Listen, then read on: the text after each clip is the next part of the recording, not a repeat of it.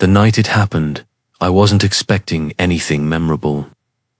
I was sitting at the corner table of this small bistro I used to frequent, dim lighting, string music, a little too much rosemary in the bread. You know the vibe. It was one of those places where the wine list is longer than the menu, and the waiters all wear linen aprons like they're about to sculpt marble instead of serve soup. I wasn't alone. A couple I knew, just acquaintances, really had invited me to join. A small dinner gathering. Nothing fancy. Just 6 of us, half friends, half strangers, one long candlelit table. But what I saw that night quietly, from across the table, has never really left me. It was her eyes first. Not because they sparkled, or glowed, or did anything poetic. It was how they stopped moving, how they landed. Like she'd finally found the thing she didn't know she'd been looking for. And the man across from her, he didn't even notice at first.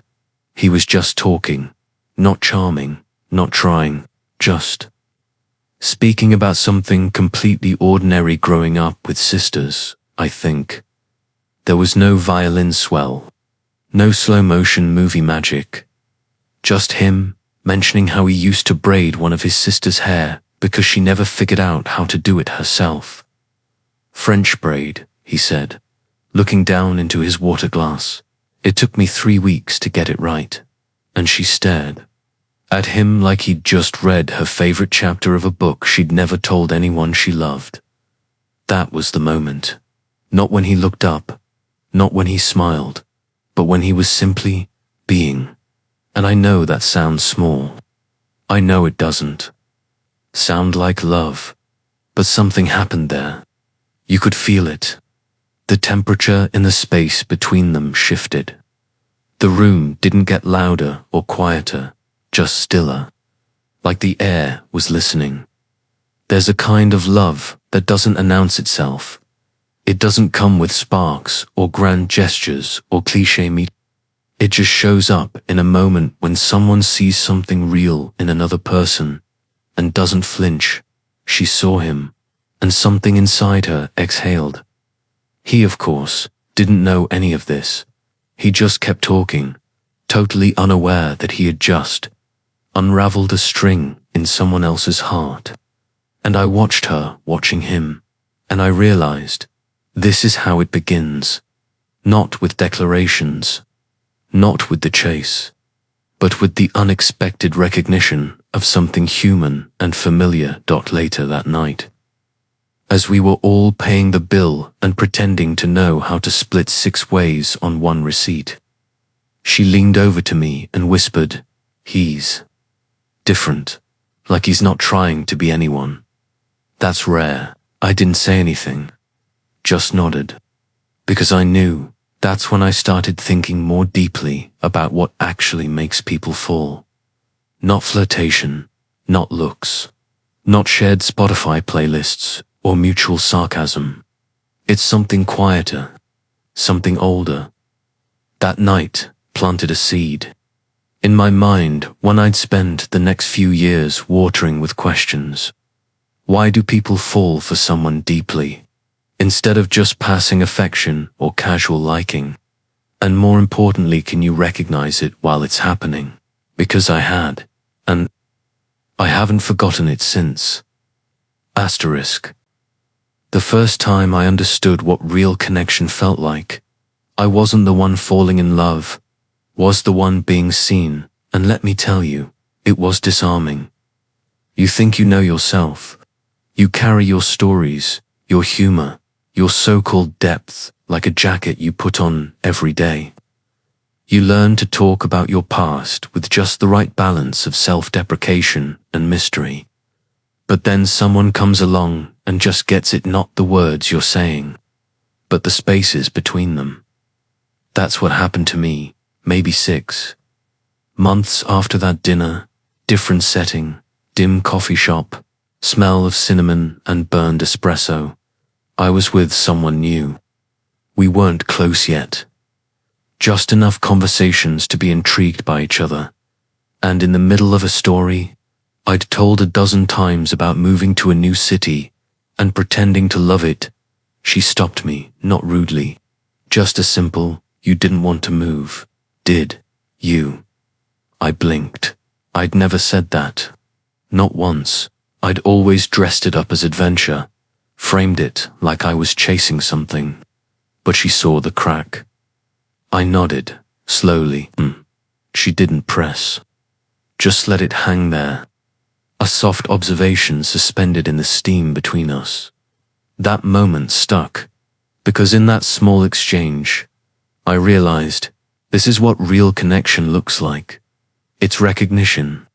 It's someone peering past your rehearsed lines and seeing the flicker behind your eyes.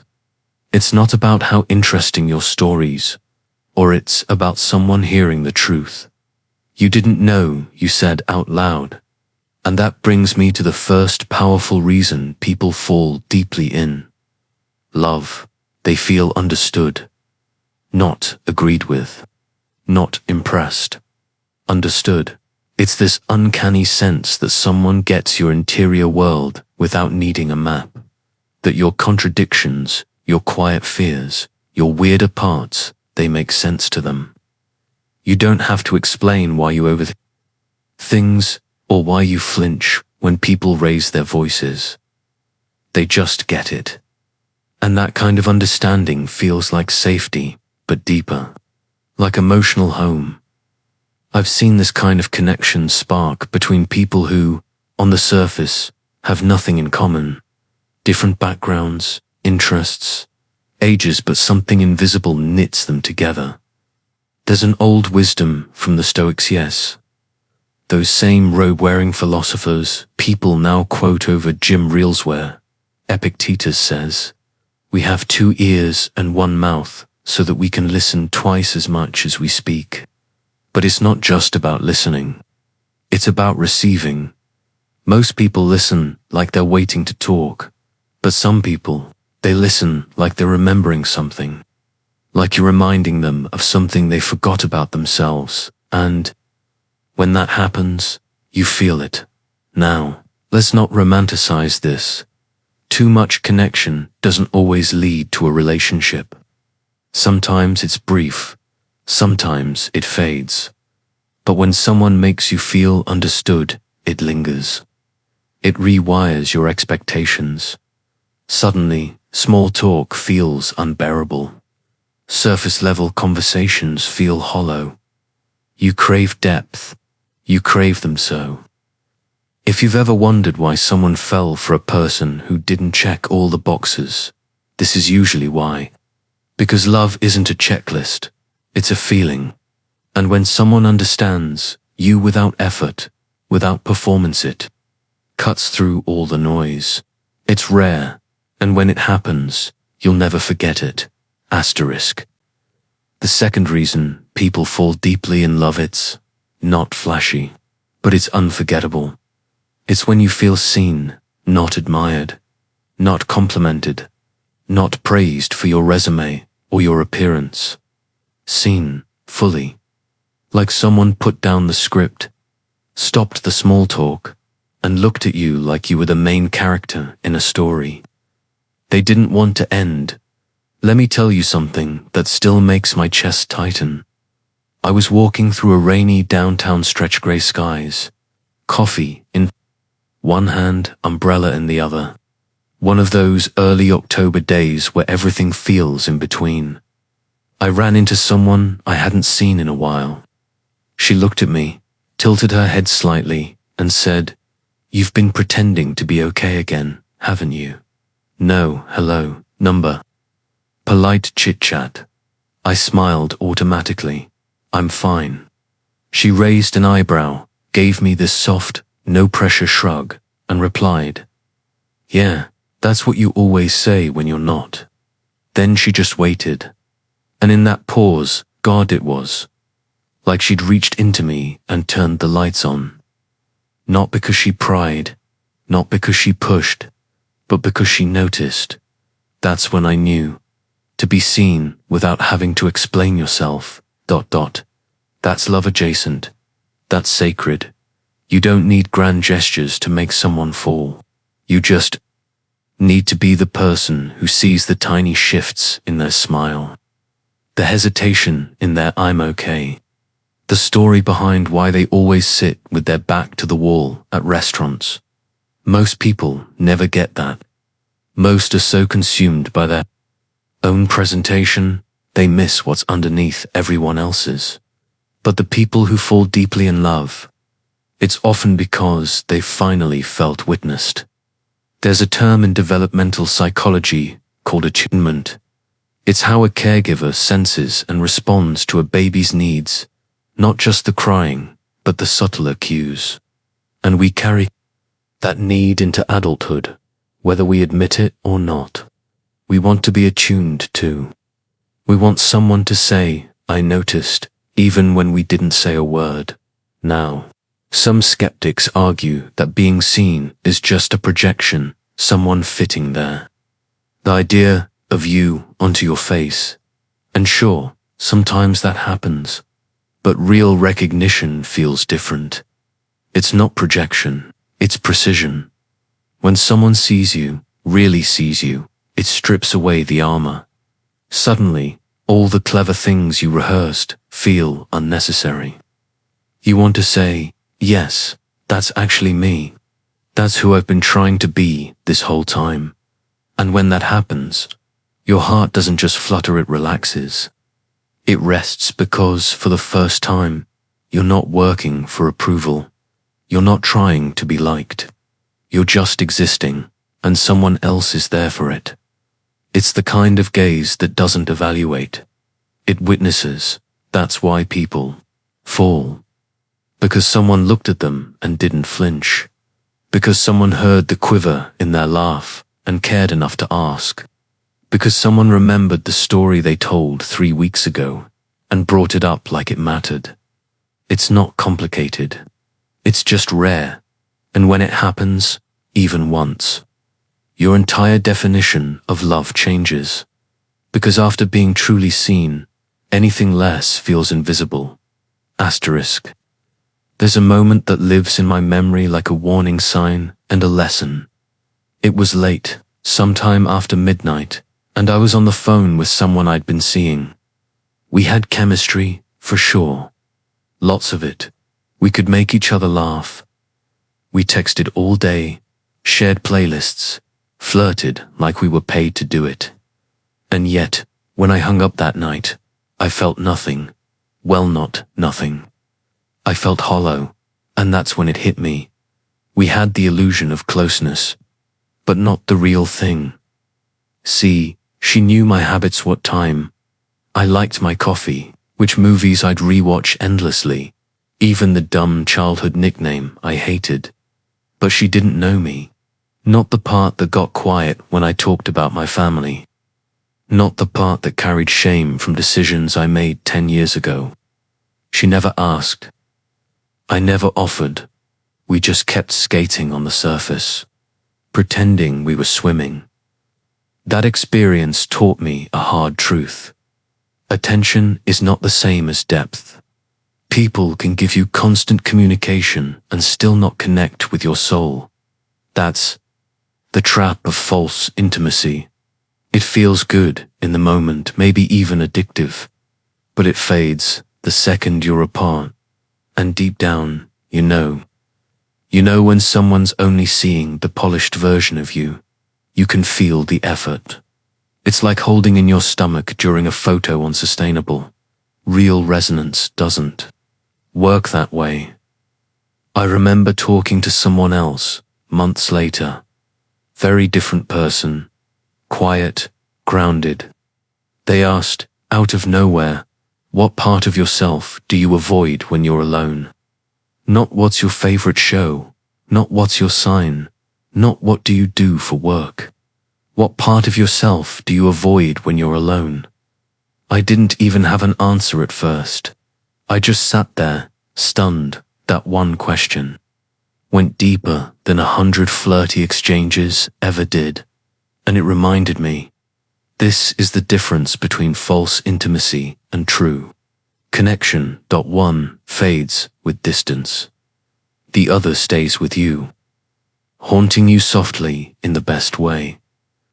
I read this quirky fact once. Apparently, dolphins have names for each other. Not just sounds or calls, but actual signature whistles unique to each one. They remember each other by these sonic fingerprints. It's beautiful, right?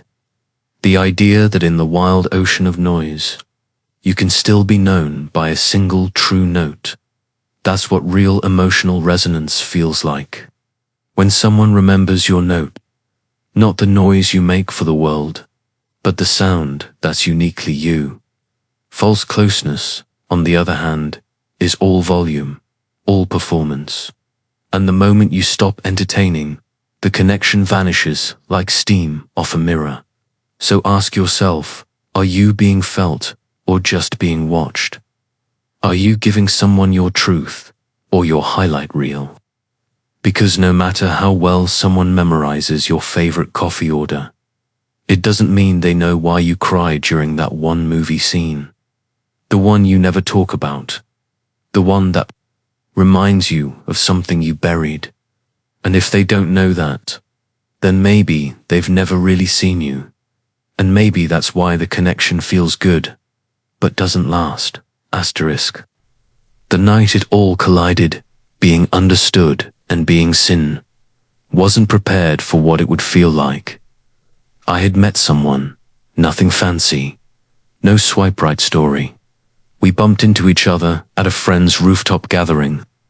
One of those summer nights where the sky stays blue way too long and no one wants to go home. We ended up sitting on one of those cheap outdoor couches with wine-stained cushions. Just talking. At first, it was the usual stuff. Work, travel, bad date stories. But something shifted when we talked about regret. Not in a heavy way. Those small, quiet things you wish you'd done differently, she asked. If you could go back to one moment and change nothing, which would it be? I didn't even hesitate. The night I stayed with my dad when he was sick. We just sat in silence, but it meant more than anything I ever said. She didn't say, "That's sweet." She didn't touch my arm. She just nodded, looked at me like I was a page she'd already read, but still wanted to keep turning. And then she said, softly, "You show people your heart like you're not sure they want it." And there it was, a sentence that unzipped me, because it was true. I offered pieces of myself carefully, like someone handing over glass, afraid it'll be dropped. And in that one line, she'd understood me and seen me without needing backstory or disclaimers. I felt exposed, not in a bad way. More like someone had just held a mirror up to the part of me I usually hide instead of looking away. They liked it. That's when I realized the power of those two things happening together. Feeling understood and seen at the same time. It's not a spark. It's gravity. You don't fall, you're pulled. And resisting it feels less like strength and more like self-sabotage. I've had people understand me, sure, and others who saw parts of me clearly, but rarely both. One without the other is like hearing your name called in a crowd, but realizing they were looking for someone else. But when it's both, it's like finally being found. She didn't know every detail of my past, but somehow, in that moment, she knew me, the way I move through the world, the stories I tell myself when no one's listening, the quiet hope I keep in my chest like a flickering candle. And I saw her, too. I saw the way she leaned in slightly whenever she was fully present, how her voice dropped half a note when she was about to say something real, how she wore this small, half smile when she was nervous, like she'd rehearsed calm in those details we met. Not the Instagram versions of us, not the curated stories or charming facades, the raw, tender, unpolished versions. And you know what? That moment didn't need to last forever to matter. It didn't need a label or a contract. It just needed to be true. There's a term I came across, liminal intimacy. It describes the rare closeness that forms in transitional spaces. Late-night talks, train rides with strangers, moments outside the script of ordinary life.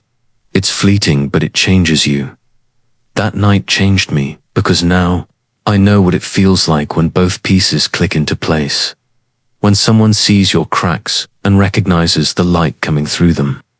When someone understands your fears, but doesn't try to fix them. And when that happens, yeah, you fall hard, and you remember. Always, asterisk. Here's the truth that stings more than it should. Most people never get there. They never feel what I felt that night on the rooftop. Not because they're unlovable. Not because they don't deserve it. But because they never give themselves permission to stop performing. We all build little stages, don't we? Some of us are the funny one, the smart one, the successful one. We learn to hit our marks, deliver the lines, charm the crowd. And somewhere along the way, we start mistaking that performance for connection. But performance is exhausting. You can't fall in love with someone who's always auditioning. The tragedy, a lot of people fall in love with the version of you you created to survive. Not the real you. Not the messy, quiet, contradictory human beneath the layers. And so it never quite sticks. It never feels like home. I used to be that person, always curating, always managing perception, and I was good at it. I could make people laugh, hold a room, ask just enough questions to seem deep. But I never let anyone see what was underneath. I didn't even look there much myself. You can't be seen if you're hiding, and you can't be understood if you're speaking a language designed to keep people at a distance. The rare connection, the kind we've been talking about, it only shows up when you drop the act. I remember one person in particular, beautiful, bright, emotionally unreadable. We dated for a few months. Lots of passion, zero intimacy. Every time I tried to get closer, she'd pivot, change the subject, crack a joke. Her favorite phrase was, "Let's not get too serious." But the truth, she wanted serious. I could feel it under everything. She just didn't know how to let herself want it. So we drifted, not from anger, from exhaustion. It takes courage to be real with someone, not just honest, but unguarded. And most people are never taught how to do that. We're taught to succeed, to seduce, to survive, not to show our real faces. You ever notice how kids connect instantly? They'll meet on a playground, share one swing, and suddenly they're best friends. Why? Because they haven't built all the walls yet. They don't have identities to defend. They just are. And that rawness makes them magnetic. Adults, we've been told too many times that being open gets you hurt. So we lock the doors and call it maturity. But here's the academic phrase of the night: emotional congruence. It means your inner experience matches your outward expression. No filter. No pretending. Just truth. Most people aren't congruent. They feel one thing, say another, and wonder why no one connects with them. But the people who fall deeply in love, who inspire that kind of love in others, they're the ones who risk showing up fully, even if their voice shakes, even if they don't have all the right words. And once you experience that kind of presence from someone, you can never unfeel it. It recalibrates you. So if you're wondering why love hasn't hit you like that, ask yourself, have I ever really let myself be seen? Have I ever offered my truth without a bow on it? If the answer is no, maybe it's not that love has missed you. Maybe it just hasn't recognized you yet, asterisk. So, are you one of them? One of the rare people someone could truly fall in love with, not just admire, not just date, not just share memes and breakfast with, but really fall for. The kind of love that slips under the surface and changes something in you without even asking permission. It's not about being attractive, or successful, or clever. It's about being open. That's it. Not reckless, not oversharing, not emotionally chaotic, just open. Open enough to let someone see the real version of you, the one that exists when you're not being impressive. Most people don't even know they're wearing a mask. They think it's their personality. But when someone comes along who's paying attention, who listens with their whole body, who watches how you light up over small things, who remembers the exact tone your voice had when you mentioned your childhood dog, that's when the truth shows up, and you either let it in, or you flinch and hide. That's the difference. Let me tell you something. I wish I'd learned sooner. You don't earn deep love by being perfect. You earn it by being real. The person who's going to fall for you, the person who could fall for you isn't looking for polish. They're looking for resonance. They're listening for the note you don't play for just anyone. And if you're always in performance mode, they'll never hear it. You want to know how to tell if someone could fall deeply for you. Here's the quiet test. Ask yourself, would they recognize me if I stopped trying to be interesting? Would they still want to sit across from you if all you brought to the table was your truth? Because here's the thing, if someone can fall in love with the unfiltered, unguarded, slightly awkward version of you, the one who sometimes stumbles through stories, forgets what they were saying, changes the subject because it got a little too honest, that's real. But it starts with you. You have to risk being felt, and that's scary, I know. It means not knowing how they'll respond. It means staying present instead of protecting yourself. It means allowing silence to exist without rushing to fill it. But if you can do that, if you can sit across from someone, open and calm, and let yourself be, you might be surprised what they see. You might see them lean in just a little. You might hear their voice drop just a notch. You might feel something shift, something old and quiet and true. And you'll know this isn't the usual kind of affection. This is that gravity, love. The kind that doesn't need music or fireworks. The kind that rewrites the way you think about silence. The kind that makes you softer, not weaker, just softer. So yes, most people never feel it. But you could if you're willing, if you're ready, if you've finally had enough of being almost loved. Let yourself be seen. Let someone understand. You say the thing you've been editing in your head all week. And if they lean closer, let them, because maybe, just maybe, you're one of them, and maybe they are too. So that's what it comes down to, two simple truths. People fall in love when they feel understood, and when they feel seen. Not for the mask they wear or the story they tell, but for the quiet, flawed, unfiltered parts of who they are. Most people never get there because they never put the performance down. But you could. Maybe tonight is when something shifts. You don't need to be perfect, just present, honest, real. Now soften your breath. Let the silence settle like snow in your chest, and rest in the knowing. Someone might already be listening. Good night,